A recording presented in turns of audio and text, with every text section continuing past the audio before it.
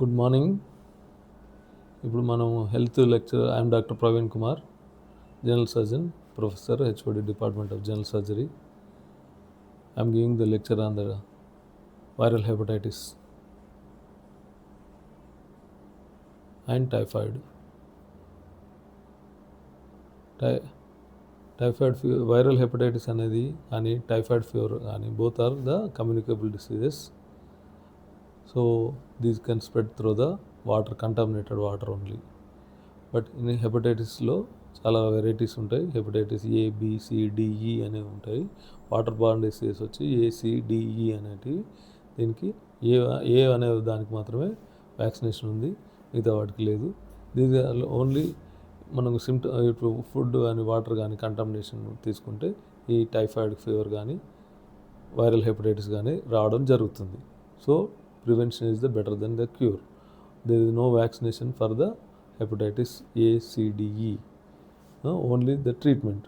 వాళ్ళకు how they present to the clinician, like jaundice, yellowish discoloration of the body, yellowish discoloration of the sclera, and anorexia, ఆకలి కాకపోవడం, ఫీవర్తో present చేయడం, liver tenderness, పాపలో ఇక్కడ liver ఉంటుంది కదా, లివర్ ఇన్ఫెక్షన్లో లివర్ కొద్దిగా టెండర్నెస్ వస్తుంది. హెపటైటిస్ ఇన్ఫ్లమేషన్ కాబట్టి టెండర్నెస్ వస్తుంది. మనం ప్రివెంట్ చేయకపోతే they may go into the failure or carcinomas also.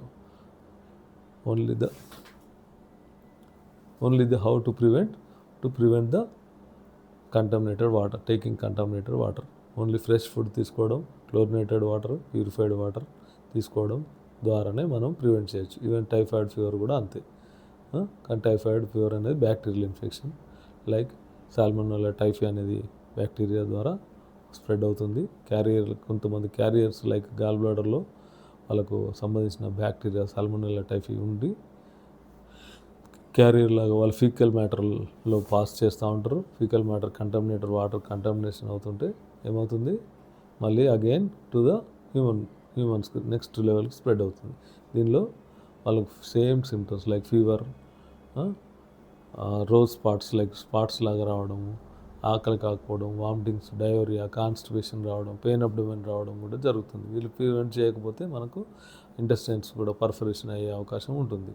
దీనికి వ్యాక్సినేషన్ ద్వారా క్యూర్ చేయొచ్చు, ప్రివెంట్ చేయొచ్చు. తర్వాత కంటామినేషన్ వాటర్ కానీ అట్లాంటివి తీసుకోకపోతే మనం దీన్ని ప్రివెంట్ చేయొచ్చు. ఎర్లీగా హాస్పిటల్కి వస్తే we can cure the disease, we can the diagnosis. In case of first వీక్లో వస్తే వైడాల్ టెస్ట్ కానీ సింపుల్ టెస్టులు చేయడం బ్లడ్ టెస్ట్ ద్వారా, సెకండ్ వీక్ అయితే బ్లడ్ కల్చర్ ద్వారా వీటిని డయాగ్నోస్ చేసి ప్రివెంట్ చేయొచ్చు. Thank you.